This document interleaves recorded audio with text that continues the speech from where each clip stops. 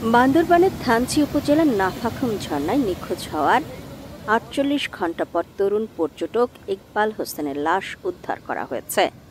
চট্টগ্রাম থেকে যাওয়া ডুবুরির দল ১৬ নভেম্বর বিকেল ৪টার দিকে লাশটি উদ্ধার করে।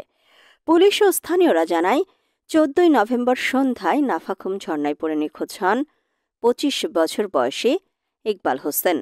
থানচির স্থানীয় ফায়ার সার্ভিস চেষ্টা করেও উদ্ধার করতে না পেরে চট্টগ্রামের ডুবুরিদের খবর দেয়।